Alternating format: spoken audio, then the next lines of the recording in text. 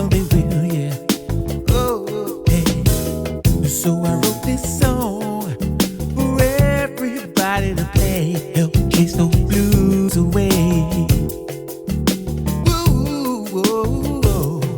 Come along, don't wait enough. Don't wait.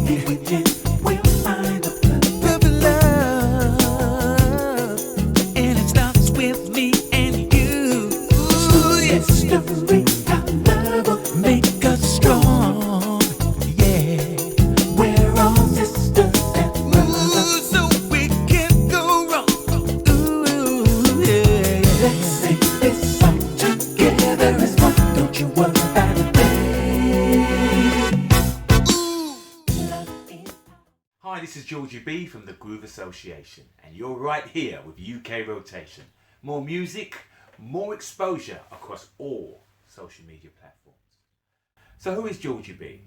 Well, firstly, AKA, also known as Georgie Bromfield. I'm a singer, songwriter, composer, lover. Alright, we scratched the last one. I used to be in the band called Second Image, formed in 1979, and oh goodness, worked with so many different artists and loved my days. It's the love of my life, Second Image. Remember that film Fame? It was like that. It was like the school of the performing arts, and I got to learn quite a few different musicians from my bandmates, and I really got to hone my craft working with producers like Rod Tepperton from Thriller fame and Heatwave fame, the Womack, Cecil, Bobby and Linda, Gene Khan, working with artists, even the UK artists like Shack Attack, Level 42, even The Jam, and just being close to all those other Brit funk bands going through the early 80s was absolutely fantastic. So, looking at my 5 Ps. First one, it's got to be passion.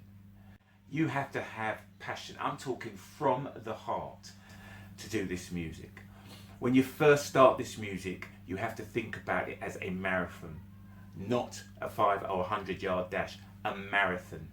When I decided to release stuff again in 2011, I looked at it as a 5-year plan.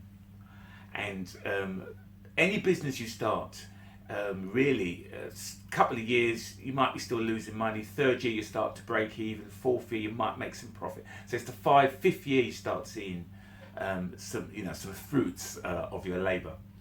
So if you're a budding artist out there, please, this is not a short-term fix. Really, really look at it as a marathon, and plan out what you need to do and how you're going to do it. Which leads me on to the second of my 5 Ps, which is preparation. You really need to know who your demographic is, or who you wish to reach. If you don't know that, don't release anything. Really, it's literally going to be like them trying to find your music. It will be like trying to find a needle in a needle stack. So you need to know your demographic and how are you going to reach them. Personally, I don't release anything on any social media platforms when I first release. They do get there eventually, but that's after I've sold it on my website and made it available on either a CD, vinyl or MP3, a high resolution MP3 of course, via my website. And then when I go on to the next album, the one before it, then I put it on the streaming platforms. Because their demographic or how they make their money does not work for the independent artist at all. I can't quibble with what they're doing because they're making their money. But what I do know is that it doesn't work for me. It works for promotion and promotion only, and I'll do that after I've released it, maybe a year later or 10 months later. And after I've released it, and everybody my demographic who's got it, then I'll put it on the social media platform for the masses to hear it if they search Georgie B or the Groove Association. My 3rd P is a strange one actually, because you wouldn't really think of it as something maybe an artist would say, but my 3rd P is politeness. As an artist, you're putting yourself out there to be judged. It's no point trying to pussyfoot around the situation. You're putting yourself out there to be judged. People listen to your music and they judge whether they like it or whether they don't like it. You have to be able to accept whatever comes your way in a polite fashion, and take whether it's something I said, someone that says, "Oh my God, this is fantastic, this is wonderful, this is exactly why don't other people make music like this," or someone that says, "Don't like this, don't get what you're doing, what's going on," and I would then answer both of those in a polite fashion. Obviously, it's easy to answer the people that love you in a polite fashion, but what about the people who maybe at the beginning are not feeling what you're doing?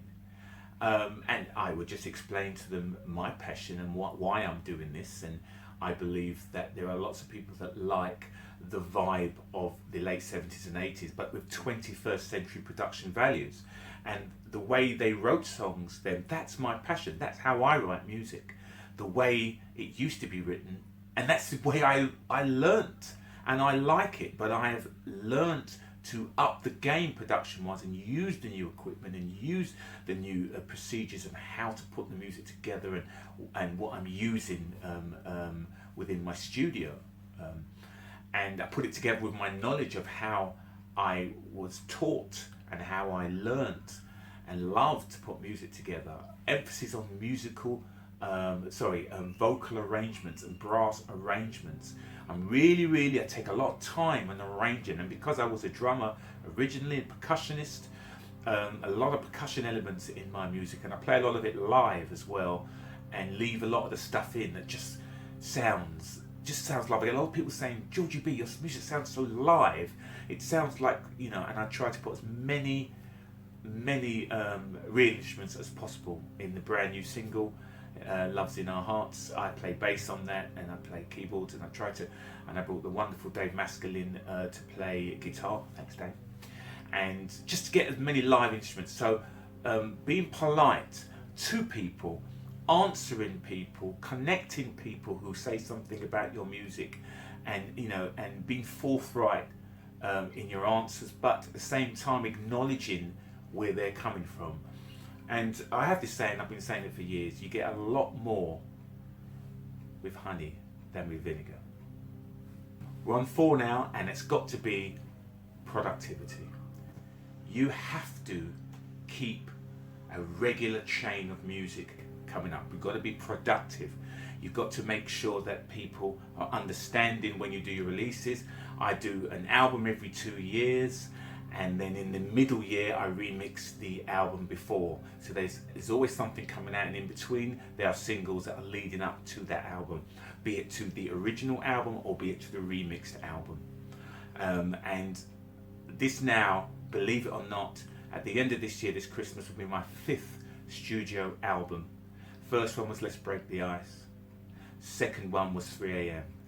Third one was Soul Family Affair. Fourth one was More and More. Fifth one hasn't got a title, but the songs are beginning to really shape up now, so I'm really quite happy with it. No title for that yet. So productivity is key to when you are releasing music, and you have to be making sure, shall I say, that you're releasing in a scheduled fashion so people know, and your fans out there and your followers out there know what to expect from you. 5th and final P. I always think of my brother, Sam Jr. Bromfield, when I think of this. He used to be the bass player in Second Image, and has a wonderful production team called Rough and Tumble out now, doing so well. And he used to say, "Georgie," because my family do call me Georgie, "you could sell sand to the Arabs." So the 5th P is persuasiveness. Being persuasive. Finding new ways of saying the same thing. You need to really lead people to your store, in this case being my website, which is georgiebmusic.com. Want to find my music, anything about me, my biography, and all about the bits, and I've got some streaming stuff of the radio shows that I do as well. It's georgiebmusic.com. And you need to let people know what you're releasing, what format is coming out, what special offers you're having. You need to be meticulous in your mail outs to people. You need to really nurture Everyone that buys something from my website, I would say 9 times out of 10, they join the mailing list, and when I release something new, I send stuff out with special offers, bits and bobs, to encourage people to purchase your music. No one's getting rich here. I do not do this to be rich. I'm very fortunate. I do it for a living, but it's what I would call a semi-comfortable living, where I do music, the money comes in, and it enables me to make more music. Doesn't enable me to buy a yacht or a helicopter. It just enables me to make more music and a semi-comfortable living. And that's all I want. I don't want to be rich. I just want to make music. I want to share love and make music for you all. So I make sure I'm persuasive. I make sure, but in a really polite way. I don't just keep putting the same post up. I find different ways of saying the same thing, which engage people. And I have fun. Anyone that knows me, of my 5,000 friends on Facebook and my followers on Instagram, will know that I like to fool around with nostalgia and talk about the old stuff and stuff we used to wear, and the jeans and the bum bags, or fanny packs as you call it in the States. And just the clothes we used to wear in the 70s and the toys we used to play with. And that's what my music's about. It's about nostalgia. Where you feel it, and you think, this might be new, but it makes me feel like the old days, and it gives me a warm feeling inside. That's what the Groove Association is about. In fact, that's what Second Image was about, and I've carried it on into Groove Association. If you're out there and you've not heard my music and you like Second Image, check out the Groove Association, georgiebmusic.com.